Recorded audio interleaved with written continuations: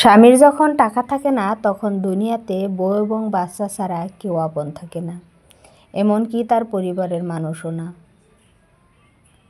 তার যখন টাকা থাকে না পুরো ফ্যামিলির সবাই তাকে গুরুত্ব দেবে না, কথা বলা বন্ধ করে দেবে।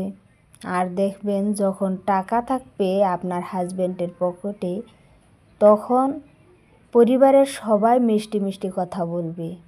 পুরো ফ্যামিলি তখন এক হয়ে যাবে, শুধু বউ বাচ্চা ছাড়া। যারা বলেন টাকা না থাকলে বউ বাচ্চাও পাশে থাকে না, তাদের উদ্দেশ্যে বলবো, আমাদের যত মধ্যবিত্ত এবং নিম্নবিত্ত সংসার আছে তাদের কোনো সংসারেই তাহলে বউ বাচ্চা থাকতো না। প্রত্যেকটা পুরুষই একা থাকতে হতো সারা জীবন। আসসালামু আলাইকুম, ফিরদৌসী ক্রিয়েশনে আপনাদের সবাইকে স্বাগত জানিয়ে নতুন একটা ভিডিও শুরু করলাম। দেশ এবং বিদেশ যে যেখান থেকে আমার ভিডিওটি দেখতেছেন, আশা করছি আপনারা সবাই ভালো আছেন। আলহামদুলিল্লাহ, আমরাও ভালো আছি। ভিডিওর প্রথমে যে কথাগুলো বললাম, কথাগুলো কিন্তু একদম সত্যি। যার হাজবেন্ডের টাকা না থাকে তারাই বুঝে টাকা না থাকার কতটা যন্ত্রণা, আর যার পকেটে টাকা না থাকে সেই টাকার কষ্টটা বোঝে। টাকা না থাকলে পরিবারের কেউই তাকে দাম দিতে চায় না এবং বউ বাচ্চা কেউ না। আর যখন টাকা থাকবে পকেটে তখন বউ বাচ্চাকে বাদ দিয়ে পুরো ফ্যামিলিকে সময় দিতে হবে, পুরো ফ্যামিলি তাকে গুরুত্ব দেবে, কিন্তু বউ বাচ্চাকে কেউ গুরুত্ব দিতে চায় না।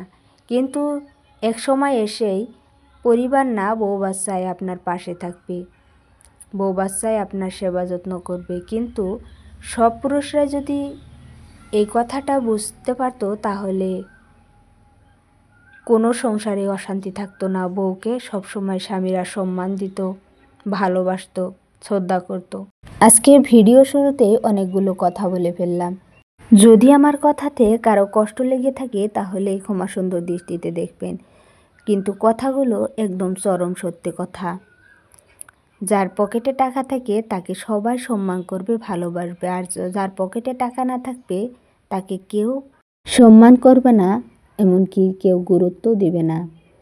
যার টাকা থাকে তাকে এই দুনিয়ার সবাই চেনে।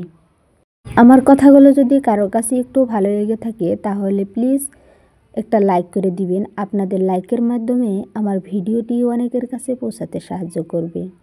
আর যারা ইতিমধ্যে লাইক করে দিয়েছেন তাদেরকে অসংখ্য অসংখ্য ধন্যবাদ। আজকের ভিডিওটা শুরু করেছি বিকেলবেলা থেকে। কথা বলতে বলতে আপনাদেরকে বলতেই ভুলে গিয়েছি, ভিডিওটা শুরু করছি বিকেলবেলা থেকে। এখানে আমি রুটি বেলে নিচ্ছিলাম, দেখতে পারছেন সবগুলো কাজ করে নিচ্ছি অন ক্যামেরাতেই।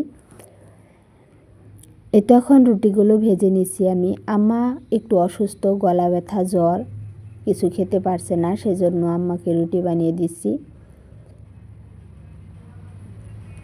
আমারও ইতিমধ্যে গলা ব্যথা, জ্বর, তারপর শরীরে জানি কি হয়েছিল সেগুলো উঠেছিল, কিছুতেই কমছিল না। তারপর ওষুধ খেয়ে তারপর কমেছে। আম্মাকেও বলছিলাম ওষুধ খেয়ে নাও, তারপর কমবে। তো ওষুধ এখন পর্যন্ত খাইনি, রুটি খেয়ে তারপর ওষুধ খেয়ে নেবে। এই তো আমি রুটিগুলো ভেজে নিচ্ছি। এখন আটা শেষ হয়ে গিয়েছে, তাই একটুখানি আটা ছিল, সেটুকু দিয়েই আমি রুটি বানিয়ে নিয়েছি। 4টে রুটি হয়েছে, আবার আটা আনতে হবে। এই তো দেখতে পাচ্ছেন রুটিটা কীরকম ফুলেছে, কি সুন্দর দেখতে লাগছে, অনেক ভালো লাগছে রুটিটা ভেজে। আমার আজকের ভিডিওটি যদি আপনাদের কাছে ভালো লেগে থাকে তাহলে অবশ্যই আমার চ্যানেলটি সাবস্ক্রাইব করে আমার পাশে থাকবেন, আর পাশে থাকা বেল বাটনটি অবশ্যই অন করে দিবেন। তাতে করে আমি ভিডিও ছাড়ার সাথে সাথে আপনাদের মোবাইলে নোটিফিকেশন পৌঁছে যাবে, আপনারা সময় করে আমার ভিডিওটি দেখে নিতে পারবেন। আর যারা ইতিমধ্যে আমার চ্যানেলটি সাবস্ক্রাইব করে রেখেছেন তাদেরকে অসংখ্য অসংখ্য ধন্যবাদ।